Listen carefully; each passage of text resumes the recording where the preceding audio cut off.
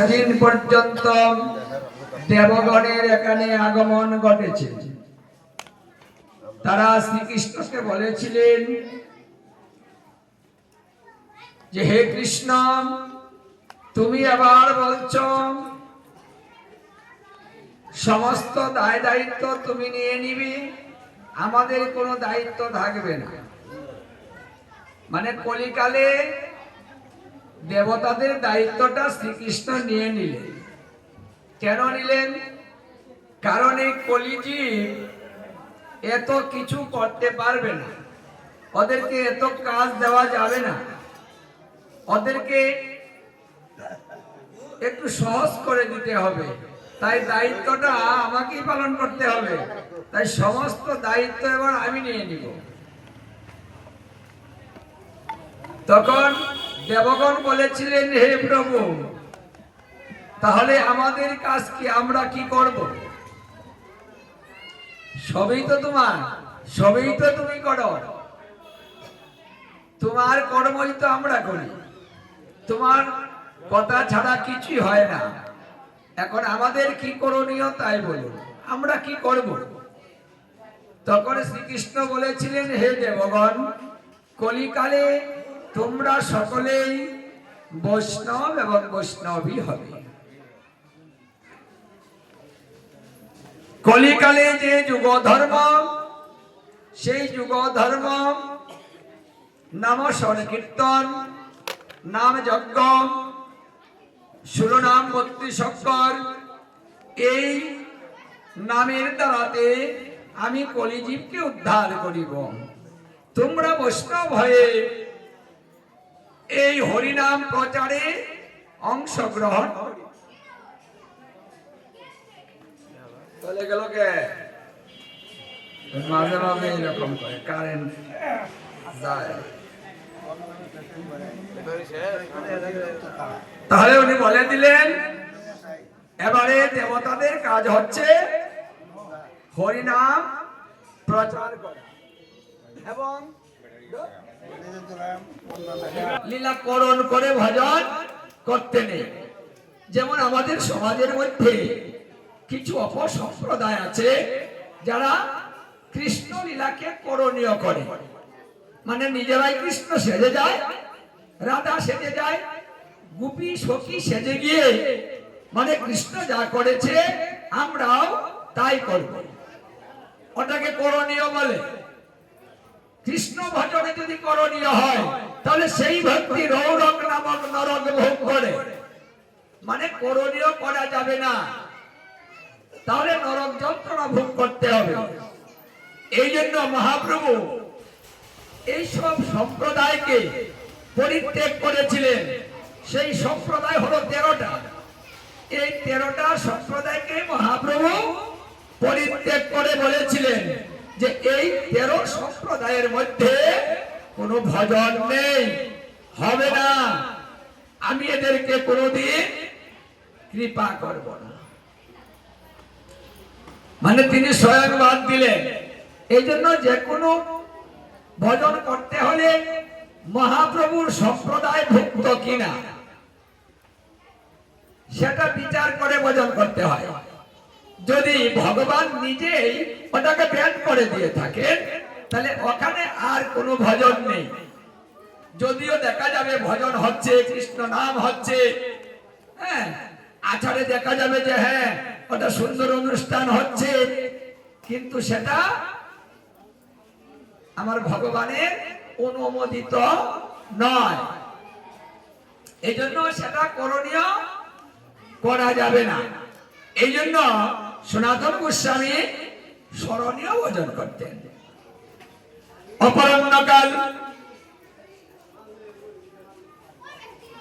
3:36 থেকে শুরু করে সন্ধ্যা 6টা পর্যন্ত ওই সময়টাকে অপরাহ্নকাল বলা হয়। ঠিক এই সময় সনাতন গোস্বামী লীলা দর্শন করছেন।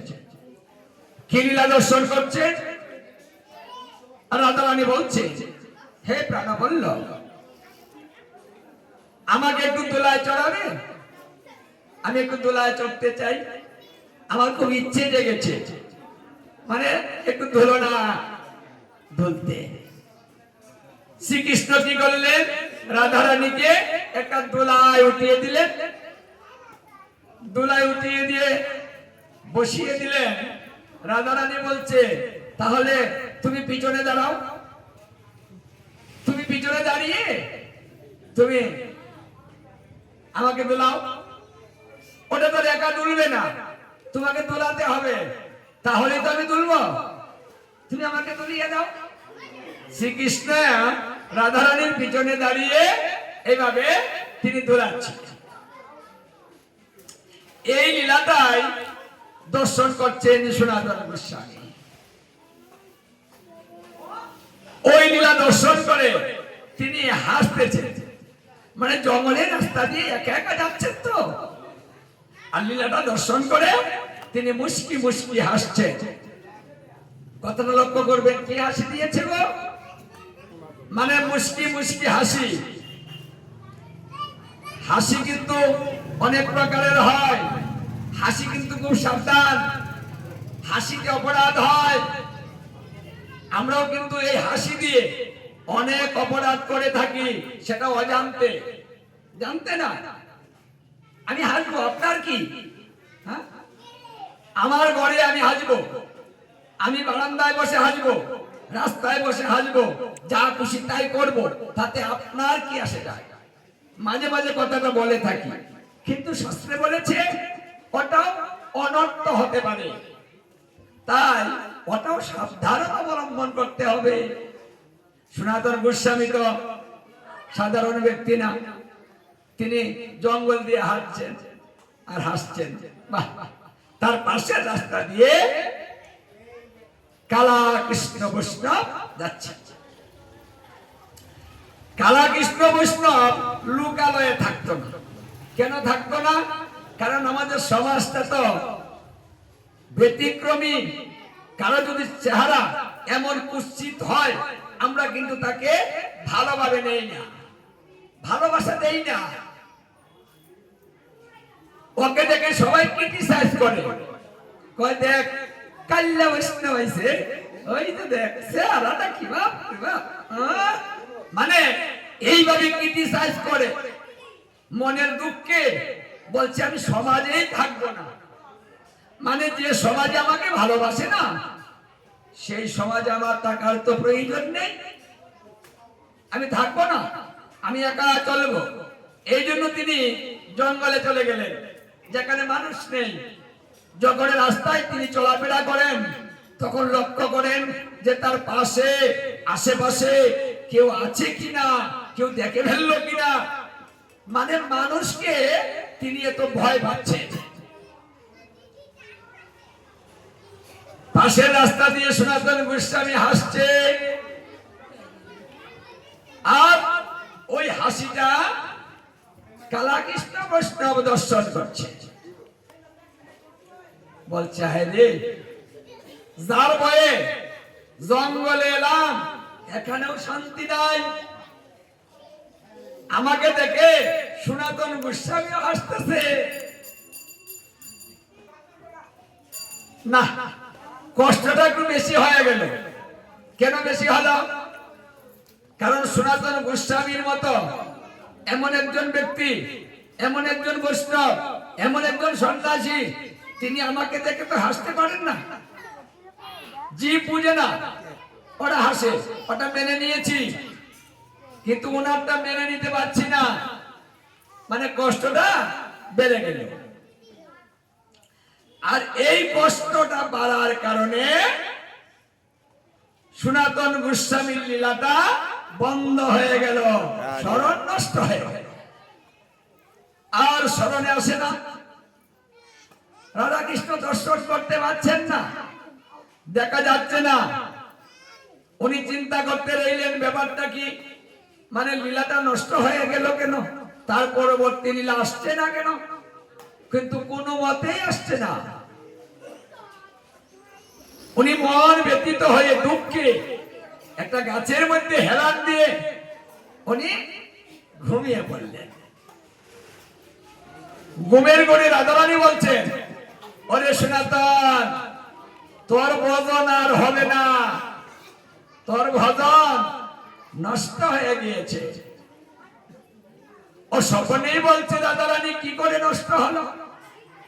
আমি তো কিছু করিনি, কাউকে কিছু বলিনি, কাউকে আঘাত দেইনি, তাহলে আমার ভজন কেন নষ্ট হবে?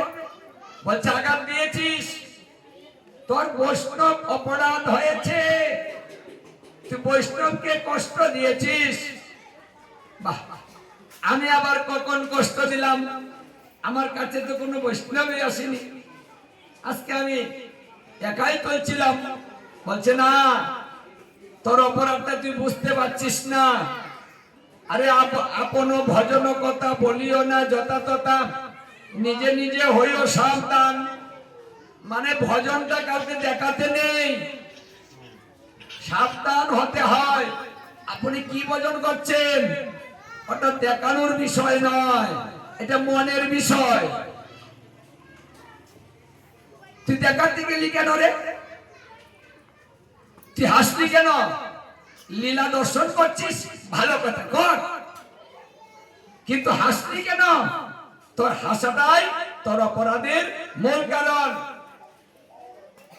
তোর হাসি দেখে বৈষ্ণব কষ্ট পেয়েছে, মানে তোর কারণে কষ্ট পেয়েছে, তাই তোর অপরাধ হয়েছে, বৈষ্ণব অপরাধ, তাই তোর ভজন নষ্ট হয়ে গিয়েছে। তাহলে একটু হেসে দিলে যদি